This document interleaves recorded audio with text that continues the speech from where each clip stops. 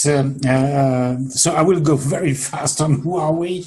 We are a non-for-profit community interest company. Oh no, it goes far too fast, this thing. So anyway, I will go and introduce Justin. Sorry for that. Justin, who is coming, is, I'm going to say, a professional outsourcer, I would say, of HR function. I mean, she's got lots of expertise. She does do outsourcing, consultancy, on-demand HR. She's doing coaching, and also, I mean, what I want to add, and I'm very proud to have her. She's been shortlisted by the Thames Valley Chamber of Commerce for the work she's been doing to support the businesses during the COVID period. I mean, the Thames Valley Chamber of Commerce has given his award, not sadly to say to Justine. She has been outperformed, obviously, but she was shortlisted, and this is kind of a good and important and shows her interest to the point. We've got the question we raised was really how much fairness can we expect from employers in the time of crisis? Because it's true that survival is critical for some, and they may have to take very difficult redundancy decisions. And on which grounds can they make choice? On which grounds can they make the right thing? I'd love to say that for me, it's a discussion between what's good and what's right to do. And this is a question that may happen to many HR companies, not HR companies, but HR departments and managers in companies. So this is where Justin will take us through. So over to you, Justine. Stop sharing and we'll let you carry on. Obviously, I'm Justine Brown. I'm CEO and founder of Just Global HR. And we're an organisation, say, we specialise in HR outsourcing and consultancy and coaching. And I've been in the corporate environment for a number of years. I've worked at different global organisations and UK organisations. I've done many restructures and redundancy situations, either through companies merging or relocating, and therefore the sort of topic tonight, talking about sort of the redundancy situation, is very relevant, and one of which I've got a lot of expertise. This just sort of showing the different areas that I cover, but I'm very mindful that tonight we want to finish by 8 so you can all listen to your Prime Minister. So the question I was given was around how much fairness can we expect from ethical employers in a times of crisis. I thought a very interesting subject, and that could cover such a wide range of areas, but obviously needed to pin it down tonight to those around the HR and being sort of an ethical employer. But for me, first area I looked at is, well, what's an ethical employer? And I know you're Ethical Reading. You might all know about sort of ethics within the business world. And it's something that I very much have a passion about, that treating everybody fairly and consistently. And actually, if you treat everybody fairly and consistently, you stop yourself getting into trouble as an employer.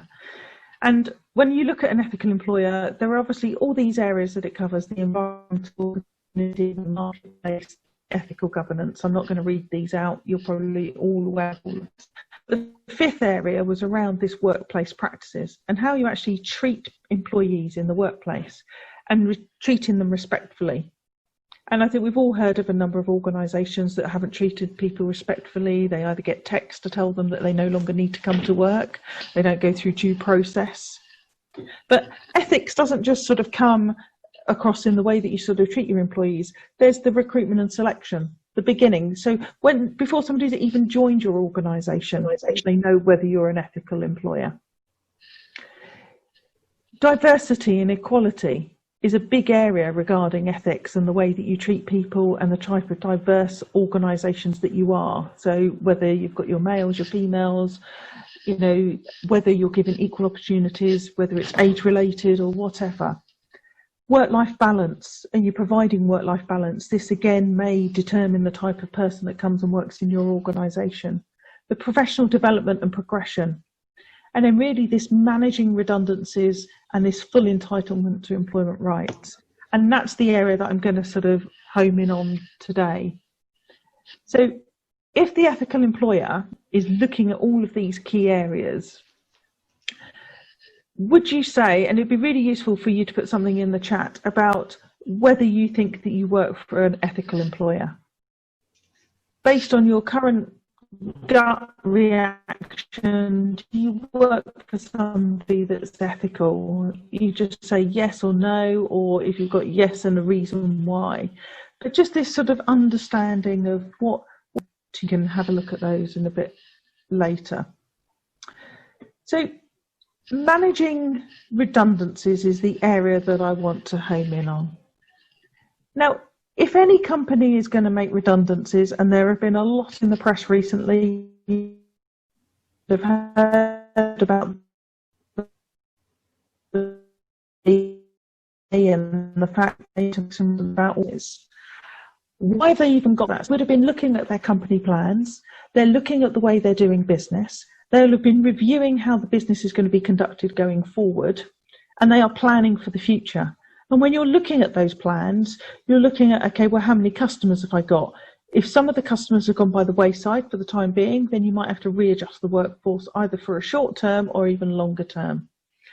And in doing that, that is where you come about the sort of review of employees. Is the headcount that you've currently got the right headcount in order for you to run your business? And I know I'm looking at this from the company point of view, but I want you to understand this, that from the company point of view, these are all the questions that are going through their minds. They do not make these decisions lightly when they have to make redundancies or change headcounts, because they would have had all of these questions in their mind about why do they need to make the changes. So what is redundancy? I figured that you couldn't really answer this question if you haven't actually been through redundancy. And maybe a quick show of hands for me to determine how many of you have actually ever been made redundant. That would just be useful to know. Okay, one or two, okay. So why does a redundancy situation exist? Well, I think this first statement is really the one that is the key to it. You know, it exists where the employer's requirement for an employee to carry out the work of a particular issues. So we've talked about the fact that, you know, the company's got to make decisions. It's suddenly disappeared, or they've lost a massive contract, or they've lost a load of clients. They may not need the number of employees that they had before. Or so the whole work has either ceased, or maybe the clients have reduced the amount of work that they require from you as a business. So then it diminishes. So this might be a closure of a whole business. So we are seeing at the moment a number of organisations that have actually had to just close the doors. And you'll have seen them in the news. There's too many to mention, but you see that they are having to make that decision that their company is no longer viable. They haven't got the revenue coming in, therefore they can't pay out to pay for the headcount that they need to run the business. So that, in that situation, the whole of the business closes, and therefore you lose the whole of the workforce that they can reduce, and they may say, if it's a restaurant business, close some of the key restaurants. And again, we've seen that where restaurants are closing in certain areas, but to keep the whole chain going, or shops are closing, like Debenhams, they'll close key ones, but not all of them. You know, they want to keep the businesses running as much as possible, but actually they will know which shops are not viable after doing their review. So when a business needs to reduce its workforces, it closes the job, not the people, and people will take it very much to heart when they're made redundant. And I can vouch for this. I've been made redundant 4 times. So I know what it's like to be made redundant, and I know what it's like to make people redundant. And it is all about how you treat the people through that redundancy. But sometimes it just is a matter of the business that things have fallen by the wayside. There's nothing you can do about it. It isn't about you, but the company has to change its workforce. So it's not the same as getting the sack. The sack is very personal, isn't it? It's you've done something wrong, and you therefore think, oh my God, I need to, you know, I shouldn't have done that, and they've sacked me because I've poor performed in my job, or I stole something and I shouldn't have done. You know, this is a genuine, the business is reducing. And obviously, if you're being made redundant, you've got rights in law.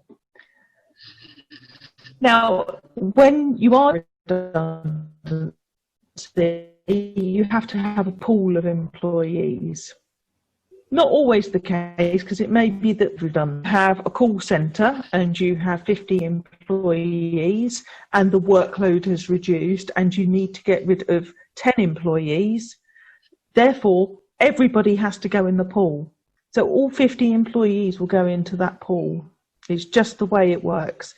And then from that, you'll be using assessment criteria to determine which persons leave the organisation.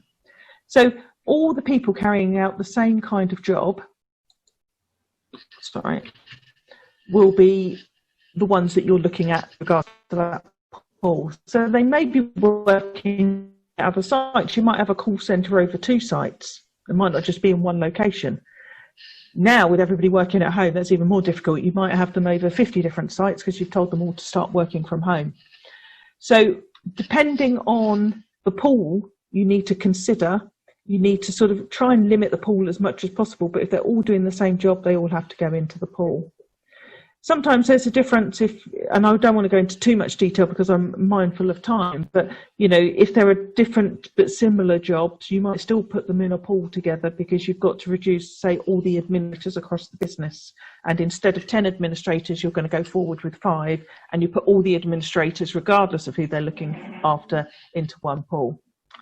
So if there's no need to select a pool or undertake a formal redundancy, because when the entire business is shutting down, maybe there's no other sites to take into consideration. And also sometimes where the post is unique, if it's just one single employee, you just don't need a pool in that situation. You could just deal with that redundancy on its own. So how do you choose fairly? So if you're an ethical employer, you're sitting there looking at your employees and going, okay, right, I've got these 50 employees, I'm going to take 10 out of the business. Well, how am I going to make my selection? So, you could say, well, okay, well, it's a last in, first out, which I really don't like, personally. But these will be all the discussions the company will have, and then also the discussions that they will have with the reps of the organisation to determine what is the criteria on which you are going to determine who is made redundant. So you can do a skills interview. It could be skills desktop exercise. It could be based on experience. Some organisations will do the whole thing as a desktop exercise, and others will do it through a sort of competency-based interview if they feel that they've got to interview everybody. And you can imagine the situation if there's 50 employees in a pool, having to interview all 50 again for their positions. So you want to think of the best way doing it, but also the one that doesn't discriminate against people. Attendance, so you're going to do it on attendance records.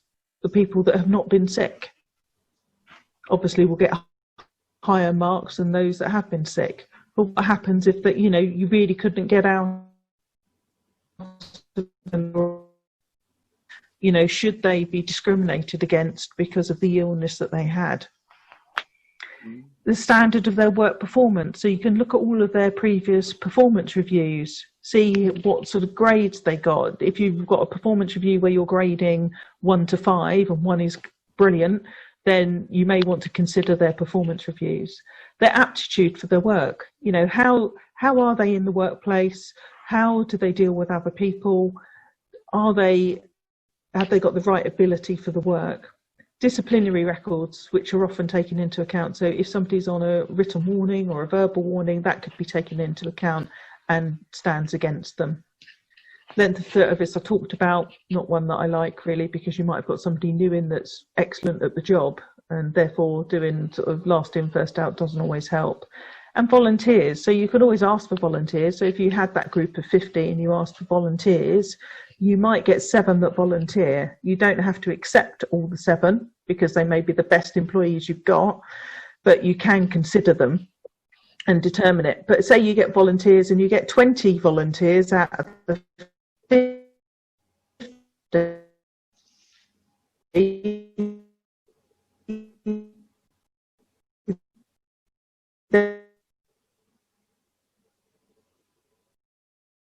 redundant, pregnant. We're going to make you redundant because you asked us for some holiday, and we don't like the fact that you keep taking what you're entitled to every year as your holiday, and because of that we're going to make you redundant. You're a member of a trade union, okay, well, we're going to make you redundant because you're just a troublemaker, or it's just based on your age or your gender.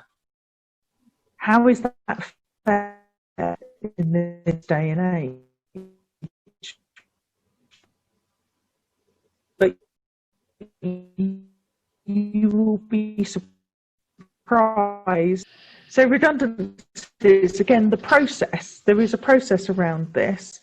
Probably not of too much interest, but I've put it up anyway, just so that you know, because you'll have heard in the press, and it's been on the news this week, because it was, I think it was the 15th of September was the last date that you could start with consultations for redundancy. But that's not quite true. That was for redundancies if it was 100 or more redundancies. So actually, there are some organisations that would have given notice for redundancy because of the COVID situation at the moment, but there will be others that will be doing it at the end of the month because they might be making 20 or 90, up to 99 redundancies. So I think you'll see another wave of redundancies towards the end of the month for those organisations that feel they won't be able to bring people after furlough and will have to make them redundant. And there's a whole process around collective consultations, doing the individual consultations, treating people fairly. I think the biggest thing through redundancy is communication and making sure that everybody is aware of the process, that they've had a right of reply, whether that be through a collective consultation or an individual consultation. The difficulty also at the moment, and we've had to do a few of these within our organisation for our clients, is managing the consultations remotely. Because people are in the office. So, you can imagine the situation. You've got to make one of your employees redundant. You've got to do it on a Zoom call like this with HR present, the manager present and the employee. That's not the best news to give over the sort of Zoom, but you've got to get to do that remotely.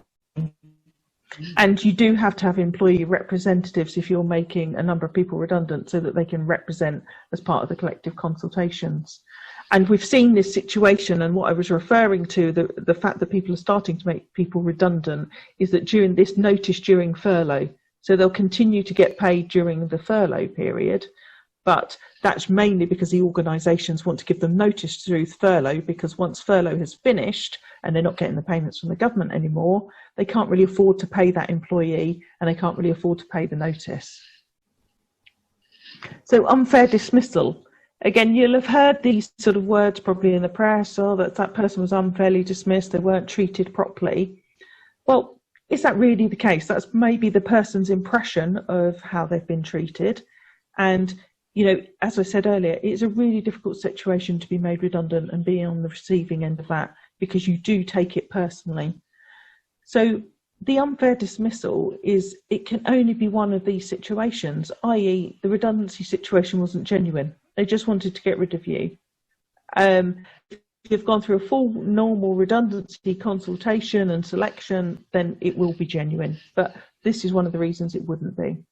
The employee didn't carry out a fair selection process. So if you think back to the slide where I talked about what are the selection criteria, then that might be one of the reasons that it's unfair. Because if they put something in like age, that would be deemed unfair.